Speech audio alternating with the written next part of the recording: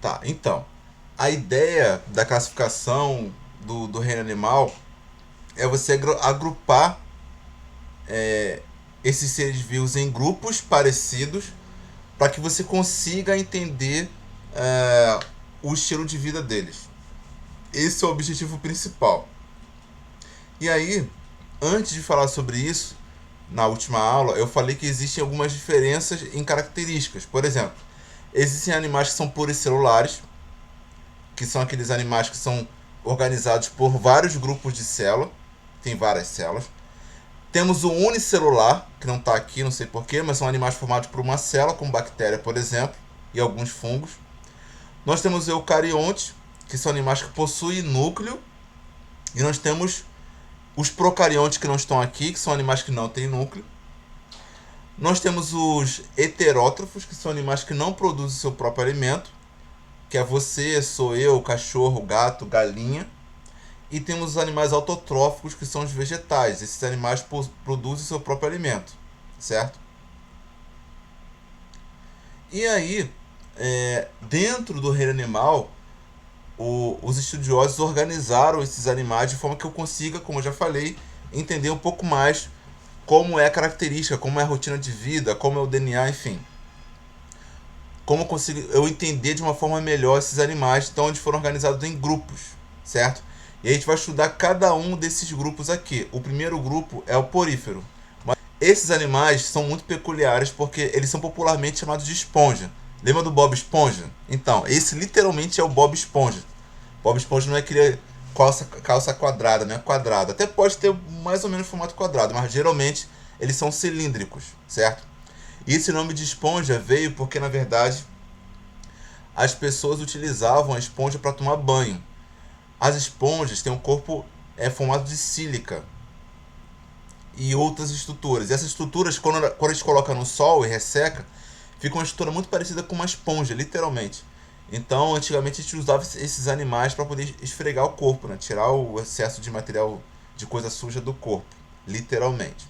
Aí por isso que o nome passou a se chamar esponja. Ah, eles são aquáticos e obrigatoriamente vivem fixo a um substrato. Eles precisam estar presos em algum lugar. Por isso que a gente chama isso de fixo a um substrato. Que pode ser várias coisas, pode ser rocha, pode ser madeira, mas normalmente é um pedaço de pedra, um pedaço de rocha, certo? E aí, eles são do grupo dos poríferos, porque eles têm vários poros. A gente vai ver isso depois mais com calma.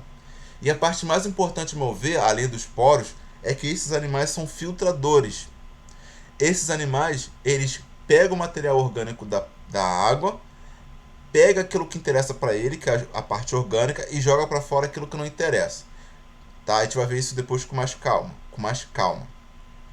E o corpo ele é formado por espículas, que é como se fossem os nossos ossos, certo?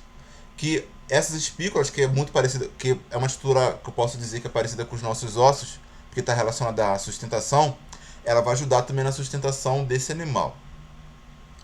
Aqui é uma. Bom, aqui é a foto real de um porífero. Aqui é uma foto ilustrativa de como funciona um porífero. Como eu já falei para vocês, esses animais são filtradores. Então a água sempre vai entrar pelo poro e vai sair pela parte de fora que nós chamamos de ósculo. Então entra pelo poro, ou esse poro, ou esse poro, ou esse poro, tanto faz, e sai pela parte de fora, para a parte de cima que nós chamamos de ósculo. A parte de dentro desse animal nós chamamos de átrio. E aí eu falei para vocês também que eles são filtradores. Como assim filtradores? Estão vendo aqui, vou aumentar a tela. Estão vendo aqui que existe vários cabelinhos aqui. Esses cabelinhos que eu estou apontando com o mouse, nós chamamos de cílios. Nós temos uma célula especializada que nós chamamos de coanócito, que é essa célula aqui. Essa célula coanócito que fica nessa região aqui, ela tem vários cílios. Esses cílios aqui. E esses cílios que vão fazer com que a água entre pelo poro e saia. Quando a água entra, a água é cheia de matéria orgânica. Esse material orgânico ele vai ser captado pelos cílios. E aí essa célula vai puxar esse material orgânico e vai distribuir esse material orgânico para as outras células que estão posterior a ela. Então, a água entra pelo fluxo de água que ocorre por batimento desses cílios. O cílio encontra o material orgânico, pega esse material orgânico, joga esse cílio para dentro e aí distribui esse material orgânico para as outras células que estão aqui. Dúvida? Tá difícil? Tá tranquilo? Elas absorvem. Tá tranquilo? Ingrid é ofendida, Anderson. Tá tranquilo, gente? De boa, tá bom. Beleza, então Ingrid, elas vão absorver. Então o material orgânico vai entrar junto com a água, é captado pelo cílio, o cílio entra, pega esse material orgânico e distribui para as outras células. Qual é o nome dessa célula que tem o cílio? Qual a nossa? Professor, preciso decorar esse nome? Preciso, que isso é cobrado em prova e até vestibular. Certo? Então preciso decorar o nome porque esse nome é peculiar e vai confundir sua vida daqui a pouco. Mas beleza. E aí eu falei para vocês também que essa célula, que esse bicho, né, esse animal, ele tem uma estrutura parecida com os nossos ossos, que nós chamamos de espícula. Certo? Espícula que vai literalmente favorecer a sustentação. Então ele tem esse formato aqui cilíndrico porque tem várias espículas que vão fazer com que o animal tenha esse formato. É como se fosse o tijolo, é como se fossem os nossos ossos, certo? Então a espícula está relacionada à sustentação. Os amebócitos. Os amebócitos são células que conseguem se movimentar pelo corpo do animal e elas podem se transformar em qualquer célula. Como assim, professor? Ela pode se transformar em coanócito? Pode. Pode se transformar em espícula? Pode. Pode se transformar em pinacócito? Pode. Pinacócito é uma célula que vai formar como se fosse a nossa pele, a parte de fora do animal. Ele não tem tecido, mas a gente diz que ele tem uma camada de célula, que é essa parte rosinha aqui, ó, que vai formar a parte mais externa desse animal. Então, o amebócito ele pode se transformar é uma célula totipotente, tipo a nossa célula tronco. Ele é muito parecido com a nossa célula tronco, pode se transformar em qualquer outra coisa.